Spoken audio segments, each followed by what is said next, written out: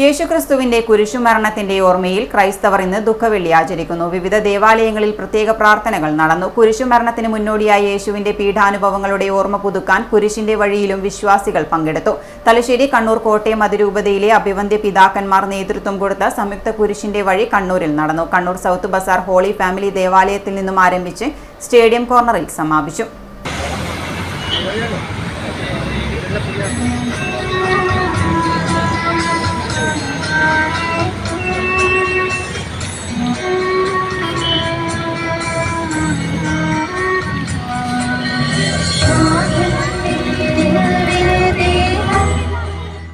മനുഷ്യരുടെ മുഴുവൻ പാപങ്ങൾ ഏറ്റെടുത്ത് യേശു കുരിശുമരണം വരിച്ച ദിവസം. ക്രൈസ്തവർക്ക് മാത്രമല്ല, ലോകത്തെ സർവ്വമനുഷ്യർക്കും വെളിച്ചം പകരുന്ന അസാധാരണമായ ത്യാഗത്തിന്റെ ഓർമ്മ പുതുക്കലാണ് ഈ ദിനം. സഹനത്തിന്റെ യാത്രയ്ക്കൊടുവിലായിരുന്നു ആ മരണം. പിലാത്തോസിന്റെ ഭവനം മുതൽ ഗാഗുൽത്ത മല വരെ കുരിശു വഹിച്ചുകൊണ്ടുള്ള യാത്ര, ചാട്ടവാറടികൾ, പരിഹാസങ്ങൾ. കുരിശുമരണത്തിലൂടെ യേശു മനുഷ്യരാശിയെ പാപത്തിൽ നിന്നും രക്ഷിച്ചു. ക്രൈസ്തവർ ഉപവാസത്തിലൂടെയും പ്രാർത്ഥനയിലൂടെയും ഈ ദിനം പൂർണ്ണമായും ദൈവത്തിന് സമർപ്പിക്കുന്നു. ദേവാലയങ്ങളിൽ പീഡാനുഭവവായനയും കുരിശിന്റെ രഹസ്യവും മഹത്വവും വ്യക്തമാക്കുന്ന പ്രാർത്ഥനകളും നടന്നു. യേശുവിന്റെ പീഡാനുഭവ വഴികളിലെ സംഭവങ്ങളെ അനുസ്മരിച്ചുകൊണ്ട് കണ്ണൂർ നഗരത്തിൽ സംയുക്ത കുരിശിന്റെ വഴിയും നടന്നു. ഈ കുരിശിന്റെ വഴിയില് 14 സ്ഥലങ്ങളെ ധ്യാനിക്കുമ്പോൾ ഒരു 5 സ്ഥലങ്ങളിലെങ്കിലും കരുണാർദ്രമായ സ്നേഹത്തിന്റെ തൂവൽ സ്പർശം നമ്മൾ കണ്ടുമുട്ടുന്നുണ്ട്. അവർ ഓർമ്മപ്പെടുത്തലാണ്.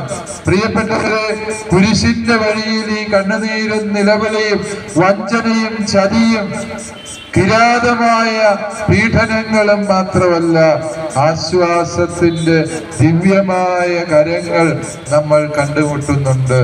ഈ കുരിശിന്റെ വഴിക്ക് ലത്തീൻ ഭാഷയിൽ വിയാ സാക്ര എന്നാണ് പറയുക. പരിശുദ്ധമായ വഴി എന്നാണ് അതിന്റെ അർത്ഥം.